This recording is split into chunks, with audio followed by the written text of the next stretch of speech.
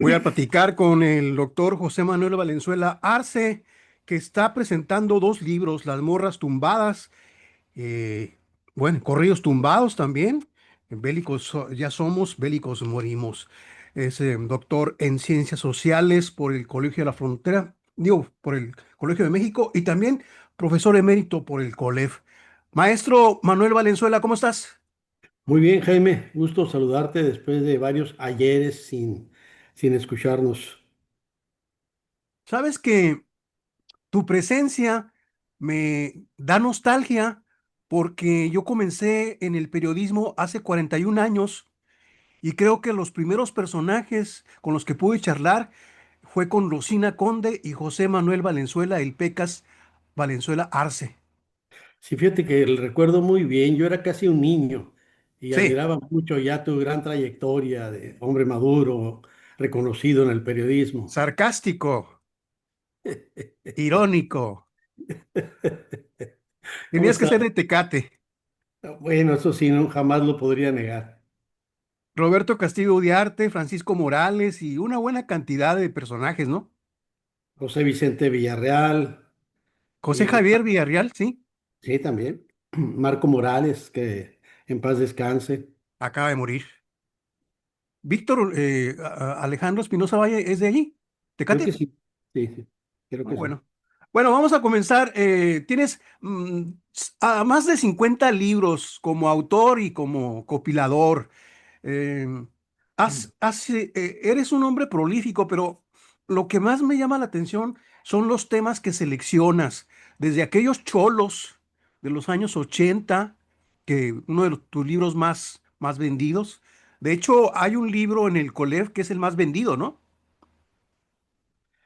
Pues no sé, no conozco muy bien cómo están las ventas, pero sí, en realidad son libros que se agotan, entonces significa que se venden. Cuéntame, ¿cómo llegaste a estos temas de las morras tumbadas y los corridos tumbados? ¿Qué te llevó a escribir sobre ello? Bueno, hay temas ahora sí que como los viejos amores ni se olvidan ni se dejan.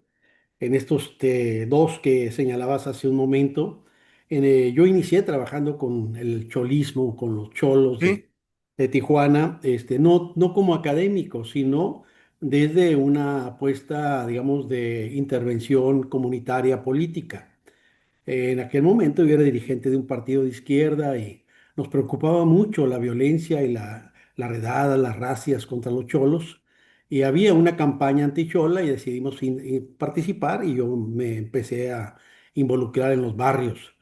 Mi segundo libro, que es Empapados de Sereno, pues también forma parte del trabajo que hacíamos con el Comité Unión de Colonos Urbanos de Tijuana, Asociación Civil, Cucutac.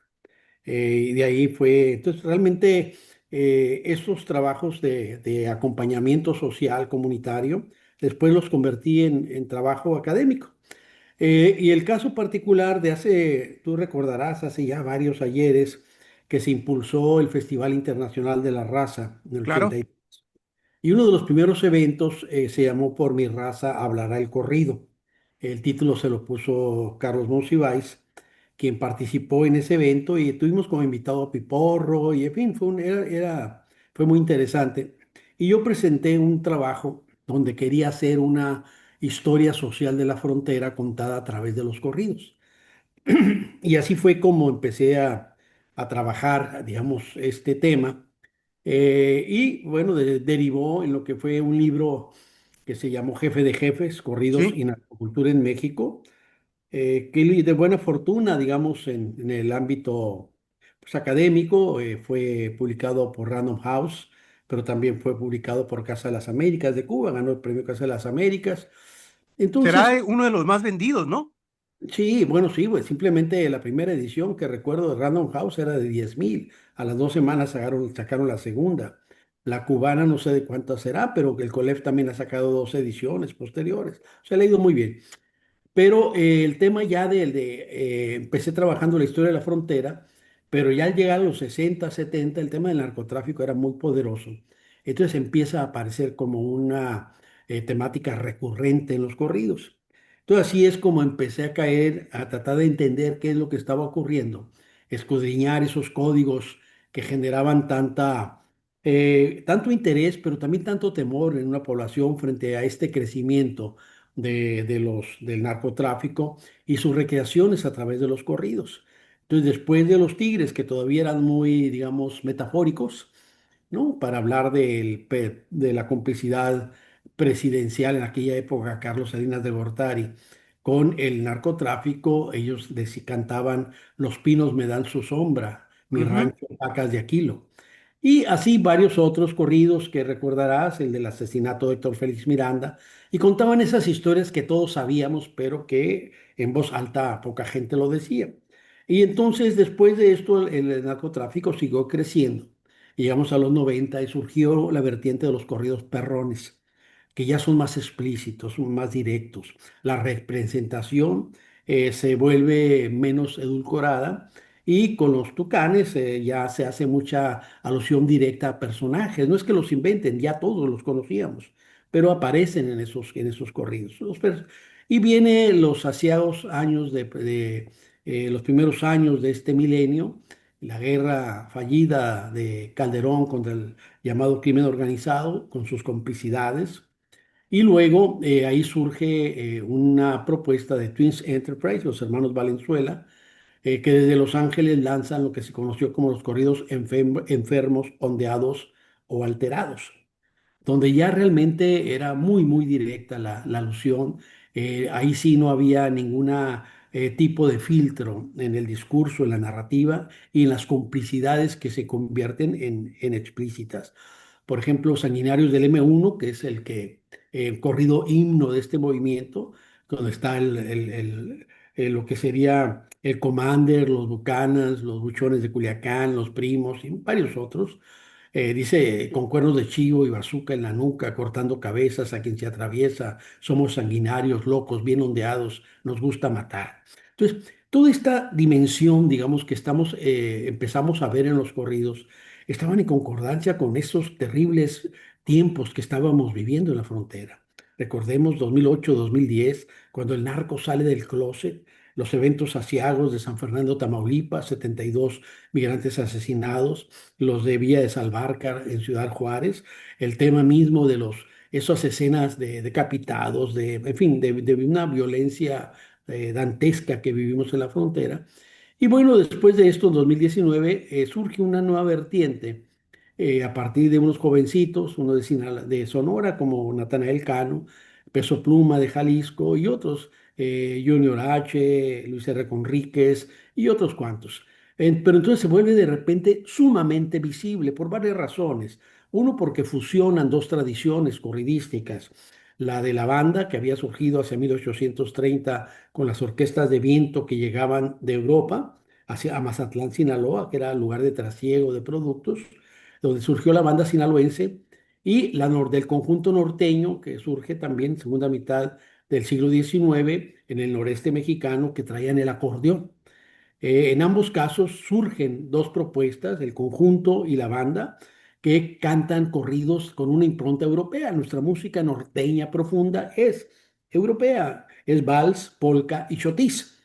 Entonces, a partir de esto, digamos que lo que se identificó como corridos tumbados se va a fusionar con la tradición del rap, que es previo al Internet. Entonces todavía el rap necesitaban casas productoras, pero era contar la historia que se vivía en los barrios, recordaremos, a través de los micrófonos, donde la gente, o sin micrófono, la gente contaba el apañe, lo que estaba ocurriendo en el barrio. Entonces el rap que también llegó a nuestro país, y yo siempre digo, el primer rapero que existió antes de lo que ocurrió en Nueva York fue el Piporro. ¿no? Pero bueno, entonces eso viene el trap, y el trap ya es en la época del internet. Y estos chavos lo que hacen es funcionar de esas dos vertientes muy potentes del conjunto, la banda, pero sobre una plataforma, en este caso digital, las redes sociales, y en unos cuantos meses se vuelven muy poderosos en Instagram, en YouTube, en TikTok, en fin, en las redes sociales. Para no ser el cuento largo, 2023, Peso Pluma tiene 8.500 millones de visitas en YouTube. récord Guinness. Sí, Y entonces de repente están en todas partes, conquistan el mundo desde una propuesta que tiene mucho que ver con los anclajes que estos chavos conocen, creo que pero hasta a Obama le gustó una canción de este chavo, ¿no? sí, Obama tenía a la bebé de Peso Pluma en la lista de sus 10 canciones favoritas de 2023. Entonces, eso es interesante porque conquista el mundo, desplaza a las grandes figuras, a Madonna, a Katy Perry, estos personajes con los que nosotros, digamos, que formaban ya, tenían un lugar muy fijo dentro de las grandes figuras internacionales de la música, y de repente estos jóvenes están ahí con esta propuesta reconocible, pero habría que decir que ayuda mucho el ámbito y lo que fue la pandemia. Tú tienes millones de jóvenes encerrados en sus casas y de repente reciben esta propuesta donde es la libertad, la condición lúdica, el desfosile, el alcohol, las drogas, el party, etcétera, etcétera. Entonces se vuelve muy atractivo. Entonces rápidamente fue conquista, digamos, la escena global, la propuesta de, de los corridos tumbados, y a mí inmediatamente me llamaron para preguntarme qué pensaba de eso. Entonces yo, obviamente sabía algo, pero me puse a investigar para tener una idea más clara. Entonces empecé a hacer esa investigación, pero muy rápido cambió el ámbito de los corridos tumbados. La mayoría de la gente las conocimos a partir de una canción que no tiene nada que ver con el narcotráfico. Ella baila sola. Y yo me imagino a ti y a Leobardo Sarabia conversando en alguna esquina de un barrio tijuanense, diciendo, mira, qué buena está esa morra, la que está bailando sola, me gusta para mí, ve, ella sabe que está buena, que todos están mirándola. Si te fijas, es un diálogo coloquial de dos jóvenes norteños fronterizos. Y entonces, pero muy rápidamente se transforma la escena. Y entonces lo que vamos a tener es que por un lado, el corrido llega a lugares donde no se habla español. Por otro lado, en lugares donde sí se habla español, jóvenes en Colombia empiezan a incorporar coloquialismos del habla norteña, ¿no? La morra en sus lenguajes cotidianos.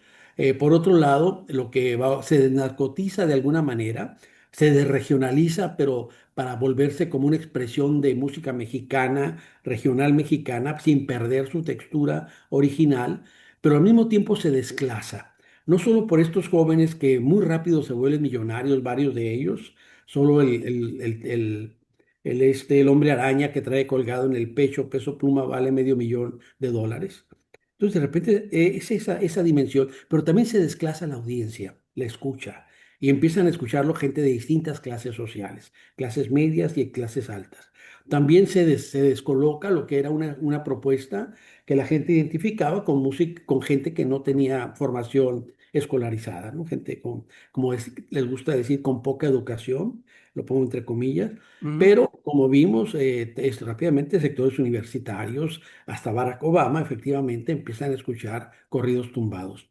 El tercer eje importante es que rápido también, además de que se desclasa, se internacionaliza, surge una nueva vertiente que rompe con las temáticas tradicionales, que era temas muy misóginos, muy inscritos en el orden patriarcal, que es toda la tradición del corrido, pero no solo el corrido, todo el cantoral mexicano y gran parte de la literatura está escrita dentro de ese orden patriarcal, pero al mismo tiempo aparecen algunas figuras de la cultura popular, pero ya no solo Malverde, ¿no? O la Santa Muerte, sino aparece la religiosidad yoruba, que eso yo no lo había visto, a través de el Eguá, de los orishás, el definidor de los caminos, y a través de los collares que aparece mucho en las canciones. Y luego el otro elemento que me parece importante es menos el trasiego de drogas y más el disfrute, el goce, el hedonismo, la fiesta, el exceso, la vida al límite. Y entonces yo te estaba terminando este libro de, los corridos tumbados, bélicos ya somos, bélicos morimos, cuando de repente empecé a ver tres ejemplos que me parecieron increíbles para repensar lo que podía ser el futuro de esa propuesta. Y era básicamente la irrupción de las mujeres.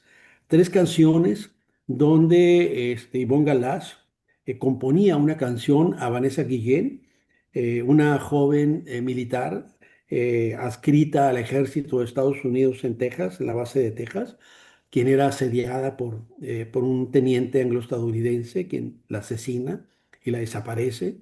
Entonces, Ivonne Galaz escribe una canción a Vanessa Guillén, lo cual dentro de esta escena rompía, digamos, con los parámetros tradicionales de poco compromiso social, como se podría pensar.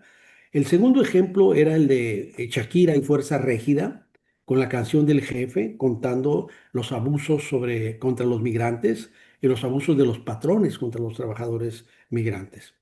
Y el tercero es un delirio de Valenzuela, un delirio mío propio, que así me lo quise imaginar, y es el video Beli Belicona de Belinda, que es un video además estéticamente bello, pero al final es una mujer que de alguna manera recrea el cuadro de Frida Kahlo de unos cuantos piquetitos, pero aquí serían unas cuantas espinitas. Tiene la espalda plagada de espinas que al final florecen. Y mi delirio era que ella, Belinda, se puso de acuerdo con su productor y decidieron hacerle un homenaje a José Martí. Este José Martí, que a los 17 años se involucra en la lucha por la independencia de Cuba junto con su maestro, que lo detienen y lo encarcelan y que le toman una fotografía y desde la cárcel se la dedica a su madre, a su mamá, y se la envía. Y la dedicatoria decía: mírame, madre, y por tu amor no llores. Si esclavo de mi edad y mis doctrinas, tu pobre corazón llené de espinas, piensa que nacen entre espinas flores. Y entonces sé que es mi propio delirio, pero un poco así lo asociaba. Pero efectivamente después se vino una gran participación de mujeres que transformaron la narrativa de los corridos tumbados de los hombres, con propuestas, algunas que yo llamé biofeministas. El caso de Adriana Ríos, una joven cantante de aquí de Tijuana, quien también escribe una canción denunciando el feminicidio de una estudiante de Derecho de la universidad, que tiene también una canción interesante que se llama Así hablamos en Tijuana, y empiezan a aparecer otros personajes con temas que no se habían visto en los corridos, por ejemplo, el caso de Michelle Maciel y Michelle V, quienes claramente hablan desde una apuesta y propuesta lesbiana, y que incluso Michelle Maciel, una canción donde invita a las mujeres a salir del closet. Entonces, la dimensión, digamos, de la disidencia al orden heteronormativo no existía en este tipo de perspectivas. Entonces, ellas incorporan esto, pero también incorporan una mirada distinta. Hay una fisura del orden patriarcal desde estas canciones. Entonces, en Las Morras Tumbadas, yo empiezo con una análisis de lo que fue el melodrama, la canción ranchera y el corrido, donde las mujeres que antes ni siquiera cambiaban los artículos, ellas cantaban en masculino y nadie, como decía Carlos Monsiváis, y nadie cuestionaba su sexualidad. ¿Por qué? Porque les negaban su propio derecho a la sexualidad. Entonces, desde estas que venían de Lucha Villa, Lola Bertlán, etcétera, etcétera, hay un quiebre donde analizo el tema de Lupita D'Alessio, una muchachita que empieza aquí en Tijuana, que salía en un programa de su padre, La Familia D'Alessio, donde su madre, Estelita Millán, cantaba, era cantante de ópera y cantaba El Caminante del Mayab y demás. Bueno, Lupita D'Alessio lo que hace es evidenciar un poco la impostura masculina, ese hombre que tú ves ahí, que parece tan galante, etcétera. Paquita, la del barrio que agota, digamos, toda los términos zoomórficos del diccionario, por lo menos ella los convierte en eso, para denunciar lo que considera, en este caso, la condición de los hombres, ¿no? Rata, animal rastrero, araña ponzoñosa, ta, ta, ta. Y finalmente el tema de lo que sería la bisagra, que ya sería Jenny Rivera. Y entonces viene toda esta propuesta de las jóvenes, en donde lo que caracterizaría estas narrativas es el asumirse como mujeres sexuadas, decía antes, rompen códigos básicos del orden patriarcal, se asumen como mujeres independientes, no dependientes, mujeres que son audaces, libres, no sumisas, se asumen también como mujeres empoderadas en muchos sentidos, que no están dispuestas a asumir el rol del hogar. que se asumen también desde una perspectiva de mujeres sexuadas y deseantes, como lo señalaba. Y en ese sentido, pues hay varias rupturas muy interesantes en lo que serían las propuestas impulsadas por estas jóvenes, aunque mucha gente quiere pensar que esto solo se reduce a temas de narcotráfico. La mayoría de las canciones, digamos, o gran parte de las canciones de estos movimientos tienen las mismas temáticas del amor, el desamor, la vida, etcétera, etcétera. Y hay una vertiente que se ya conoce como bélica, donde efectivamente es sumamente explícita las alusiones que algunas cifradas, otras no, al JGL, ¿no? Joaquín Guzmán Loera, al tema del 701, que es el número que le adjudicó la revista Forbes al Chapo Guzmán, al señor del sombrero, que es el Mayo Zambada, a la pizza, ¿no? En Estados Unidos se vende la pizza, que es la CH pizza, como le llaman ellos, que es la chapiza, son los hijos de Guzmán Loera. Y así hay toda una vertiente de corridos que aluden de manera directa y muchas veces sí desde una condición de reconocimiento a este tipo de personajes. Entonces, para mí es importante porque lo que estamos viviendo, creo que no podemos dejarnos atrapar en una lucha contra las representaciones, pensando que luchando contra los corridos se está haciendo algo serio en contra de lo que es estos entramados de miedo, de dolor y de muerte que cobran la vida de millones de jóvenes en nuestros países. Entonces, desde ahí es donde se construye este libro, con una propuesta en el sentido de que la prohibición, como mucha gente propone, nunca ha ayudado, que desde la prohibición de sones, rumbas, gatos, jaranas y guarachas, cuando la iglesia decía que eran propiciadoras de la lascivia canallesca y de las más animalescas actitudes, la prohibición de los ritmos de impronta africana que convocan al movimiento, a la cinética del cuerpo, que era así como pecaminoso, así como San Jorge en el nombre de la rosa, había que impedir la risa, esta risa que era transgresora y era el dispositivo de los sectores populares, como lo analizó Mikhail Bakhtin en su libro sobre François Rabelais, o lo que analiza Roberto D'Amata en el carnaval como formas transgresoras de los sectores populares. Pero en este caso lo que tenemos es que igual pasó con el mambo, igual pasó en este caso con el tango, con el rock, con el reggaetón, con el funky, muchas formas de las cuales se pretendieron prohibir estos ritmos de impronta popular. El segundo elemento del marco prohibicionista es, además de que nunca ha funcionado, es en este caso el tema de que pues de que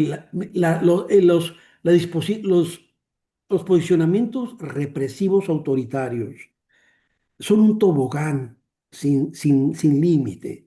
Y si esta idea de empezar a prohibir, así como el cácaro con su tijera decidiendo qué puedes ver y qué no puedes ver. Pero en este caso el tema es ¿con qué continuamos? Vamos a prohibir entonces el amante de Janis Joplin, Efecto Tequila, Balas de Plata, de Elmer Mendoza.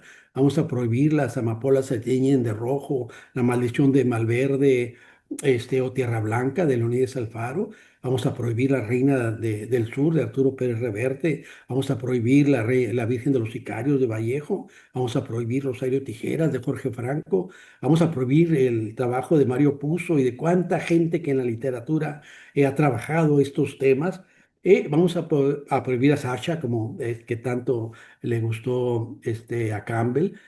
Vamos a prohibir la contrabando, la obra de teatro, el teatro de Víctor Hugo Rascón Banda. Vamos a prohibir el cine con toda esa enorme secuela de películas que existen con estas temáticas. Vamos a prohibir el arte de instalación de Teresa Margoles. Vamos a prohibir el arte, las coreografías de arte contemporáneo de Minerva Tapia, como Cuerpitos Fronterizos y La Cobija, porque aluden también a tratar de escudriñar estos códigos de sentido inscritos en el narcomundo, por decirlo de alguna manera. Entonces, ese es el segundo elemento por el cual no estoy de acuerdo.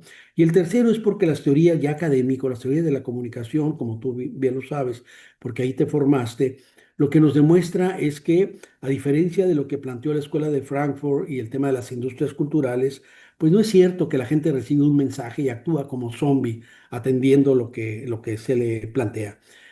Así como fueron falso el esquema Merton-Lazarsfeld de emisor medio receptor y entonces así de manera mecánica la gente reacciona, o las teorías hipodérmicas o la droga que se enchufa. Las actuales teorías de comunicación nos demuestran que la gente realiza resignificaciones de los discursos, que todo esto se inscribe en preconstruidos culturales, en marcos de la propia experiencia de la gente y finalmente que los mensajes son resignificados desde esas experiencias. Entonces, creo que por ahí va el trabajo, no es tanto ni hacer apología, ni regodearme, ni pensar que qué bueno que eso sea el tema, lo que estén cantándole los jóvenes, ojalá que estuvieran trabajando otras temáticas, sin embargo es la realidad que conocen. Y entonces por ahí va este trabajo de tratar de entender de que lo que estamos viviendo es tan fuerte, es tan doliente, esto que está surgiendo con lo que llamo los tonas, que dicen todo o nada, más vale una hora de rey que una vida de buey, me la juego, y que millones de jóvenes en nuestros países, no solo en México, se la están jugando y muchos de ellos están muriendo. Tan dramática la situación que banalizarlo bajo un esquema de la lucha contra los corridos me parece un gran desatino. Te hice una pregunta y me diste una conferencia. No me digas. Oye, Ya me... escuchándote hablar, eh, Oye, si ya sabes para qué mi vida. escuchándote hablar, se me antojó un libro que escribas cuando tú quieras, y tú mismo mencionaste el título, Cuando el narco salió del closet. Es interesante que nos plantearas cómo lees, cómo fue tu lectura de cómo salió el narco en todo el país, en todos los estados, y bueno, principalmente la región aquí en Baja California y Tijuana, que nos hemos enterado de la cancelación de conciertos, incluso la cancelación de presencia de los Tucanes de Tijuana durante varios años. Así es. Sí, mira, tú recordarás el 2008-10 cuando se hacía, la gente le quitaban el carro a plena luz del día, sin problemas, nadie intervenía. Ujú. Los retenes policiales y militares, los cateos domiciliarios, los cuerpos colgantes, las cabezas rodantes, los empozolados, los descuartizados, los desollados, toda una historia verdaderamente de horror y actuaban con gran impunidad. Entonces, sí, salió del closet definitivamente cuando las redes de complicidad se lo permitieron. Y entonces, también es cierto que desde esta condición de prohibición, en realidad se inicia hace ya varios ayeres. Francisco Labastida Ochoa, cuando era gobernador de Sinaloa, él en 1987 prohíbe los corridos con temática del narcotráfico. Después la Cámara Nacional de la Industria de la Radio y la Televisión los prohibió. De hecho, no se tocan corridos en radio ni en televisión, corridos con temáticas de narcotráfico. Y entonces, pero recurrentemente viene esto asociado a tentaciones autoritarias.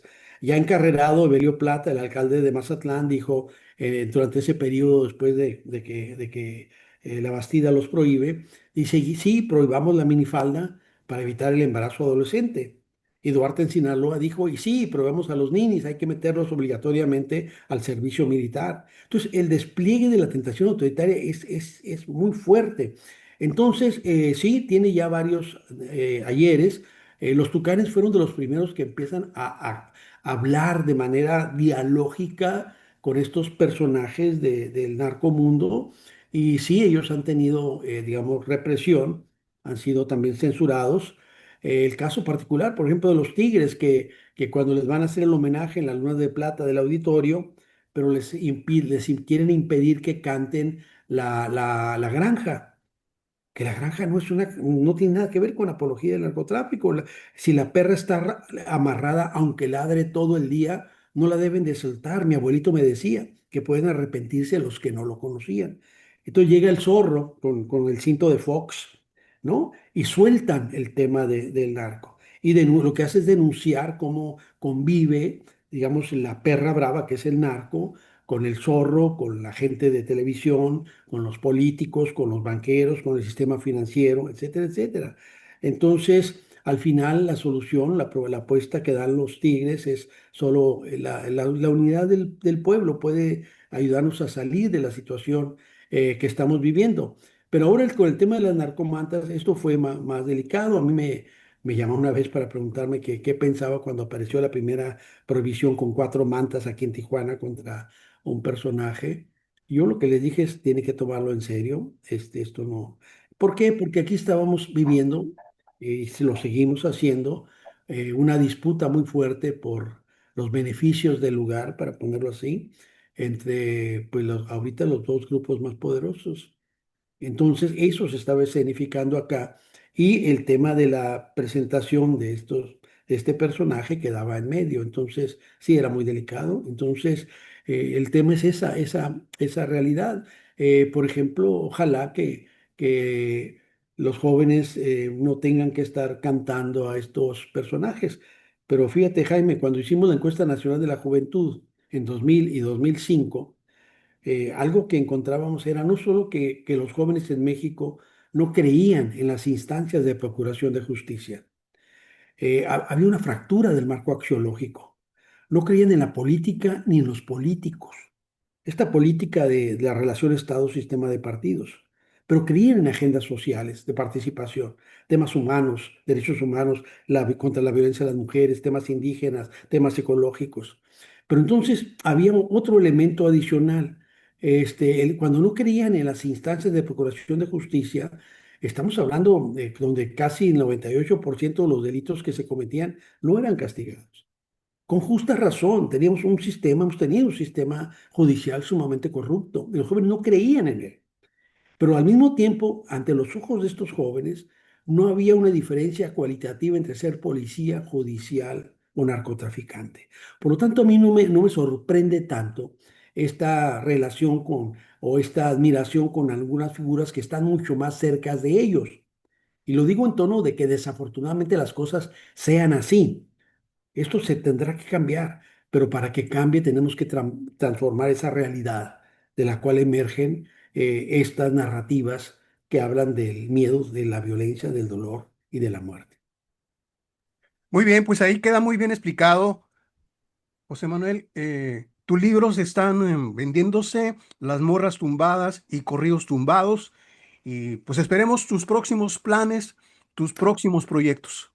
Pues acaba de salir uno que yo todavía no lo recibo, se llama El Halcón Naranja.